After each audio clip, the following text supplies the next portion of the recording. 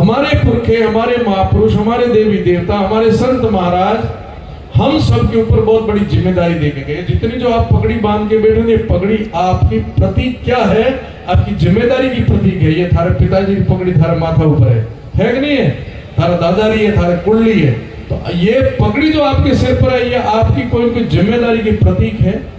और आप पगड़ीधारी जितने भी बैठे हो, आपके ऊपर आपके पुरखों ने एक बहुत बड़ी जिम्मेदारी दी है। कार्यक्रम हो या यज्ञ हो, उसकी पूर्ण आहुति में उपस्थित होना पूर्ण लाभ मिलता है। तो मैं पूर्ण लाभ का भागीदार बना हूं, इसलिए मेरे ऊपर राजा राम जी बाप जी की कृपा है, मोहनपुर जी महाराज की कृपा है, गौ माता की कृपा है। इस सभा के अंदर इस समय सामने तो बहुत सारे लोग जो बैठे हैं दिख रहे हैं, समाज के प्रबुद्ध लोग, हमेशा जो धर्म के साथ जुड़ करके सदा तत्पर रह के काम करते हैं। पर मैं थोड़ा सा आपको पीछे ले जाऊंगा कि जितने हम यहाँ दिख रहे हैं आंखों से इतने ही नहीं है। इस पंडाल के अंदर, इस वातावरण के अंदर आपके पूर्वज, आपके पितर, आपके लोक देवता, आपके कुल देवता वो भी विराजमान है। उनको भी वंदन करते हैं, उनको भी याद करते हैं।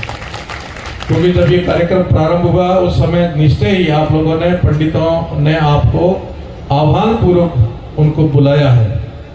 इसलिए इस पूर्णाहुति के समय मैं उनको भी वंदन करता हूँ, आप सबको वंदन करता हूँ और मन से आप सबके लिए मंगल कामना करता हूँ कि जहाँ समाज का काम हो, शिक्षा का काम हो और धर्म का काम हो, तब आपकी पहचान यही है जो मैं वेद के मंत्र से आपको कहूँगा।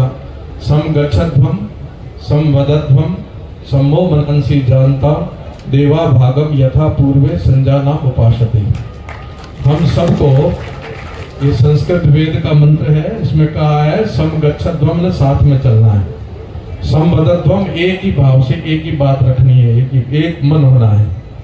फिर जो हमारे महापुरुष हमें मार्ग बता के गए उस पर चलना, यही हमारा धर्म है। इसलिए ये समाज कभी रुकेगा नहीं। जो आज ये समाज की छवि देख रहे हैं हम लोग, समाज के लोगों को आगे उभरता हुआ देख रहे हैं हम लोग, समाज की प्रतिभाओं को देख रहे हैं हम लोग, समाज के ऐसे सामाजिक कार्यक्रमों को देख रहे हैं हम लोग, इसमें मूल कारण यही है कि आप बाप जी में बड़ी श्रद्धा के साथ बाप जी के उपदेशों का पालन करके उसका आचरण करते हो।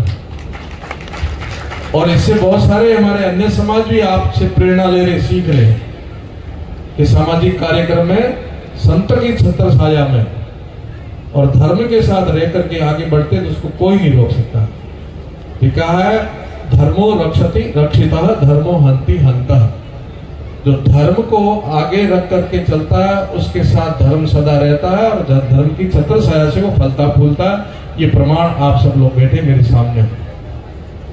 और धर्म, अर्थ, काम और मोक्ष, चार जो स्तंभ है उसमें सबसे पहला धर्म बताया है।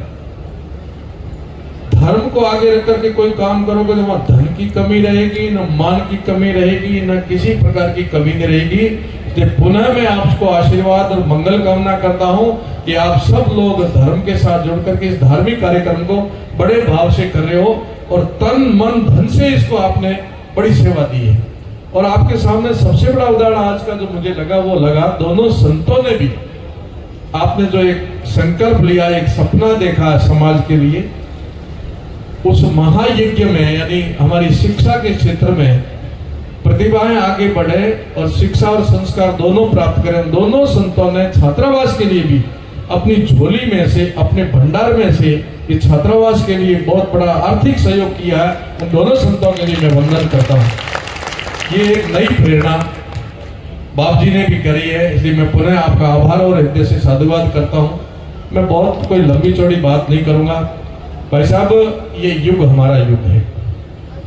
हमारा इतिहास जो है उसमें जितने हमारे महापुरुष हुए उन्होंने अपना एक इतिहास लिखा और हम सबके लिए प्रेरणा के लिए छोड़ गए और वो भूतकाल हो गया। जितनी जिम्मेदारी होती है वो वर्तमान पर है। इतिहास लिखता कौन है? वर्तमान पीढ़ी लिखती है। भूतकाल वाले अपना इतिहास देख के चले गए, वर्तमान का पीढ़ी को नया इतिहास लिखना है और भविष्य अभी गर्त में है। हमारे पुरखे, हमारे महापुरुष, हमारे देवी देवता, हमारे संत महाराज हम सब के ऊपर बहुत बड़ी जिम्मेदारी देके गए। जितनी जो आप पगड़ी बांध के बैठे ये पगड़ी आपकी प्रतीक क्या है? आपकी जिम्मेदारी की प्रतीक है। ये थारे पिताजी की पगड़ी थारे माथा ऊपर है कि नहीं है? थारा दादारी है, थारे कुंडली है।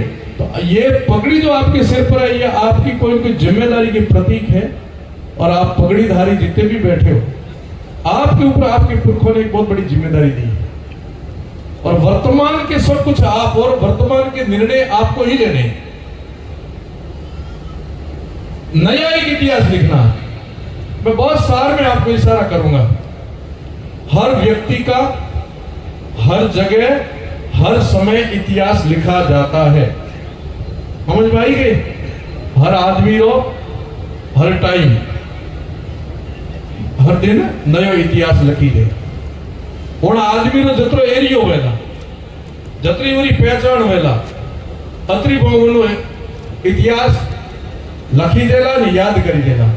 हर दिन हर जगह हर व्यक्ति का इतिहास लिखा जाता है। और इतिहास कौन लिखता है? वर्तमान पीढ़ी लिखती है। आज का जो इतिहास है, आज का ये इतिहास, ये भी एक इतिहास लिखा गया आज का भी। सदियों सदियों बाद जब कभी कोई ऐसी चर्चा आएगी तो आज के इतिहास में आप सबको याद करेंगे। 100 साल बाद भी, 100 साल बाद भी आपको याद करें। और उस इतिहास में 2 प्रसंग रहेंगे, सकारात्मक और नकारात्मक, नेगेटिव और पॉजिटिव। सकारात्मक भाव के साथ खड़े थे उस समय इतिहास में, जो उस समय आदमी थे, जो समाज के मुखिया थे, घर के मुखिया थे, परिवार के मुखिया थे, क्षेत्र के मुखिया थे, अथवा नकारात्मक विचारधारा के साथ खड़े, दोनों का इतिहास लिखा जाएगा। सकारात्मक ने भले काम रे लिए, भले काम रे लिए जो आज आप सब लोग उबा हो भेड़ा थे, आज एक इतिहास लिखो है।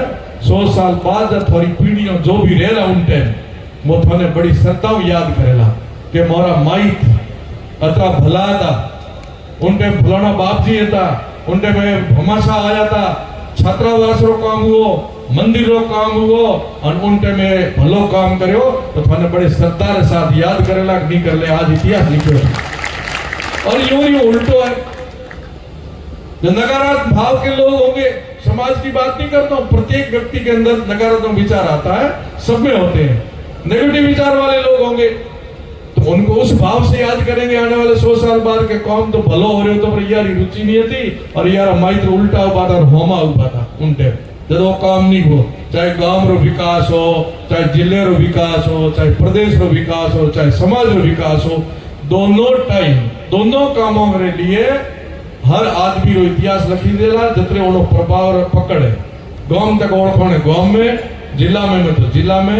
इन कारण मैं पुनः थाने आज रे इतिहास के लिए खूब खूब बधाई दूं कि आप एक नयो स्वर्णिम इतिहास लिखे। शिक्षा के क्षेत्र में काम, समाज के संगठन के लिए काम बहुत प्रशंसनीय है। और काफी आपरे समाज में धीरे धीरे धीरे काफी अच्छी बात और अच्छा काम हो रहा है। बाप जी अरे आने के बाद में और नगरी बाप जी और भी कई संत है समाज रहा, तो बहुत अच्छे समाज में अच्छी दिशा दे रहा है, अच्छा काम कर रहा है। आपने माता श्री बाई जी उठे, वो है ना भगवती बाई जी उठे चेंडा में, अरे कन्याओं छात्रावास खोले हुए। अरे बाप जी देखो दयाराम जी बाप जी कितनी जगह विद्यालय स्कूल खोले है। अब आप लोग धर्म रो काम तो करो ही करो, साथे साथे समाज रो शिक्षा रो। और शिक्षा केवल पूर्ण नहीं है, शिक्षा के साथ संस्कार देने बहुत जरूरी है। मैंने बड़ी प्रसन्नता है कि अपने समाज का कई मोटियार, कई शिक्षक, कई जवान जो संग्रह साथे भी जुड़ गया है, जो राष्ट्रीय स्वयंसेवक संग्रह साथे जुड़ केवल शिक्षा नहीं वो संस्कार ले और समाज को एक नई दिशा देने लिए, इन हिंदुत्व के लिए, देश के लिए, अपने धर्म कर्म कहीं बने उन्हें लिए भी प्रेरणा कर रहा है। तो आपरा टाबर केवल शिक्षा नहीं, शिक्षा के साथ साथ संस्कार। व्यापार महत्वपूर्ण नहीं है, व्यापार से ज्यादा संस्कार। व्यापार फलो फूलो, परंतु संस्कार यदि संतान में नहीं तो व्यापार भी क्या काम का। पूत सपूत तो क्यों धन संचय, पूत कपूत तो क्यों धन संचय। धन घणो भेड़ो करो, लारे कपूत पैदा हो गया तो वो कई भेड़ो कीड़ो काम आला। थोड़ा जो असली धन है वो थोड़ी संतान है। संतान ने ज्यादा ज्यादा संस्कार देना और संस्कारवान व्यक्ति ने हाथ में उठाना बैठाना। मैंने बड़ी प्रसन्नता है कि समाज में आज बहुत बढ़िया चल रही है, भगवान करे आगे भी चलते रहे। मोबाइल यूनिवर्सिटी में टाबर नहीं जाओ, इन ध्यान रखो भाई।